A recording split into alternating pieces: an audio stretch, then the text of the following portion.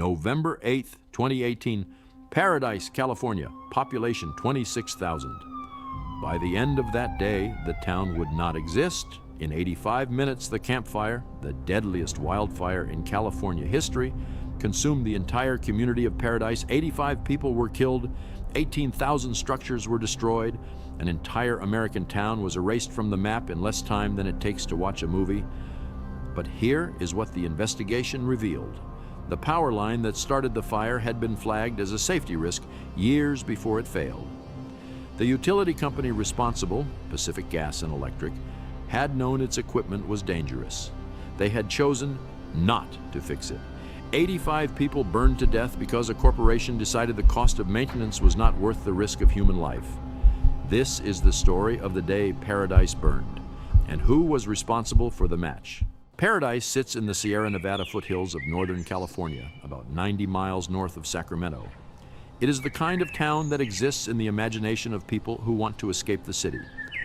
Tree-lined streets, modest homes, a close-knit community of retirees, families, and working-class residents who had built their lives on the ridge above the Sacramento Valley. The town was surrounded on three sides by dense forest. The forest was beautiful. It was also, by November 2018, a tinderbox. California had been experiencing a prolonged drought. The vegetation across the Sierra Nevada foothills was critically dry. Fire officials had been warning for years that the combination of dry conditions, dense forest, and aging power infrastructure in communities like Paradise created catastrophic wildfire risk. Those warnings existed in reports. They existed in meetings. They existed in correspondence between state regulators and PG&E, Pacific Gas and Electric, the utility company whose transmission lines ran directly over the forest surrounding Paradise. In 2017, 1 year before the campfire, California regulators fined PG&E $8.3 million for unsafe equipment conditions. The company paid the fine. The equipment remained unrepaired. On the morning of November 8, 2018, the wind in Paradise was gusting at 35 to 50 miles per hour. The humidity was in single digits. The vegetation was bone dry. It was, in the assessment of fire officials, the worst possible conditions for a wildfire.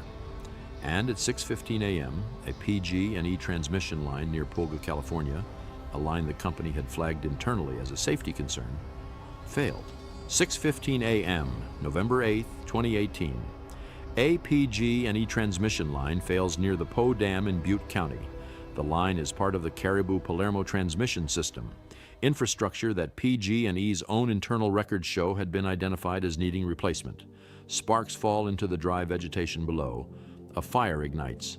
At this point, it is small, a spot of flame in the forest floor. Within minutes, the 50-mile-per-hour wind picks it up. The campfire is born. 6:33 a.m. The fire is reported to the California Department of Forestry and Fire Protection. At this point, it is estimated at 1 acre. Fire crews begin responding. But the wind is driving the fire faster than any crew can contain. By the time the first engines arrive, the fire has already grown to hundreds of acres. The speed is almost incomprehensible. The campfire will eventually be calculated to have spread at a rate of 80 football fields per minute at its peak. 7:30 a.m. The fire reaches the outskirts of Paradise. Emergency alerts begin going out to residents, but the alert system is immediately overwhelmed. Some residents receive the notification. Many do not. The town has one primary evacuation route, Skyway Road, and it is instantly gridlocked. Cars are bumper to bumper. People are abandoning their vehicles and running. The fire is moving faster than the traffic. 8 a.m. The fire is now inside Paradise.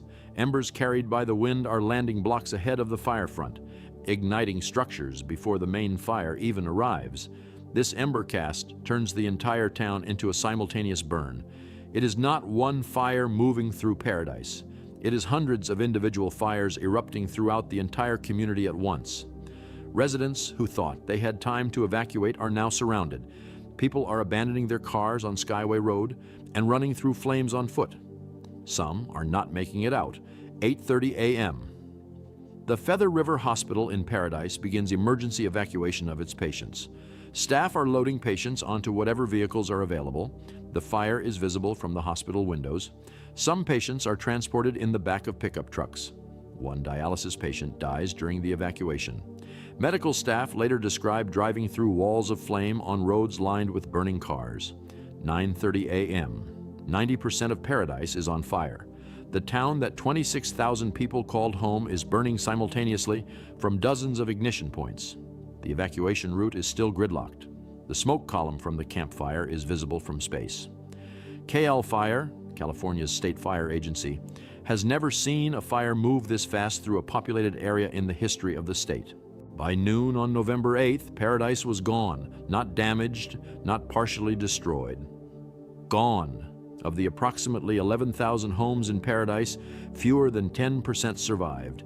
Every school, every church, every business, every landmark, the Safeway, the CVS, the Starbucks, the elementary schools, the retirement communities, all of it reduced to ash and concrete foundations in less than 4 hours. The death toll would not be fully known for weeks because the fire burned so hot and so fast that human remains were reduced to fragments. Forensic teams spent months searching the ruins of Paradise with cadaver dogs and ground-penetrating radar. Some victims were identified only through dental records or DNA. The youngest victim was a 4-year-old child. The oldest was 95 years old. Many of the dead were elderly residents who had no means to evacuate quickly, people who lived alone, people without cars, people who did not receive the evacuation alert in time, and people who received it and still could not get out before the fire surrounded them. The most heartbreaking cases were the people found in their cars on Skyway Road. They had tried to leave. They had done everything right. The fire simply moved faster than they could drive. In the weeks following the campfire, investigators began piecing together exactly what had happened and why. The California Department of Forestry and Fire Protection determined the fire started from a PG&E transmission line near the Poe Dam. PG&E's own records showed the company had identified equipment issues with that line before the fire. A 2017 inspection had flagged concerns. The repairs had not been completed before the November 2018 fire season. In January 2019, PG&E filed for bankruptcy, not because it could not pay its bills, but because it faced an estimated $30 billion in potential liability from the campfire and other wildfires its equipment had caused. In June 2020, PG&E pleaded guilty to 84 counts of involuntary manslaughter. Do so. Thank you, Your Honor. I'm here today on behalf of the 23,000 men and women of PG&E to take responsibility for the fire that killed the people whose pictures we just saw as we went through the counts.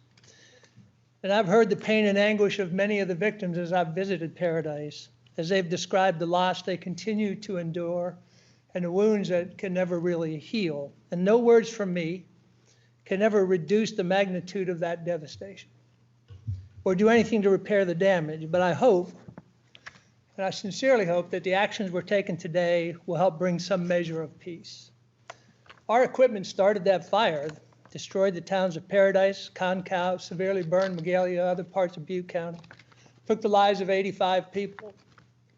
Thousands of people lost their homes and businesses, forced to evacuate under horrific circumstances. One count for each person who died in the campfire.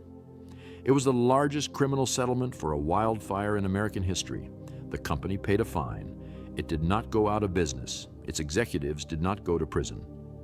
PG&E emerged from bankruptcy, resumed operations, and continued delivering power to 16 million Californians.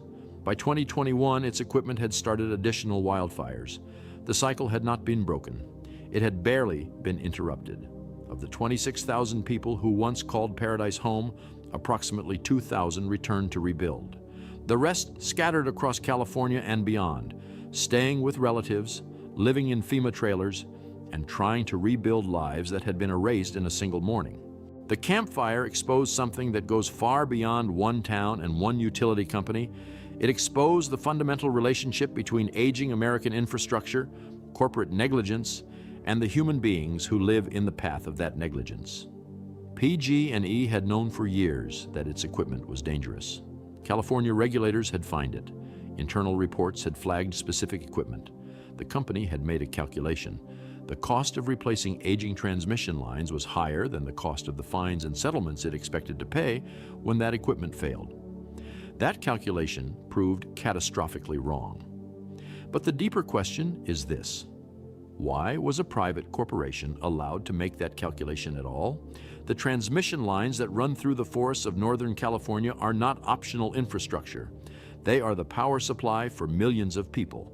When the company responsible for maintaining them decides maintenance is too expensive, the consequences are not absorbed by shareholders. They are absorbed by people like the 85 who died in Paradise, by the families who lost everything, by a town of 26,000 people that no longer exists. California has since passed legislation requiring utilities to conduct more frequent equipment inspections and to implement public safety power shutoffs during high fire risk conditions. PG&E has spent billions on grid hardening. Whether those measures are sufficient, whether they came in time, is a question that 85 families in California can answer with certainty. They came too late for them. There is a street in what used to be Paradise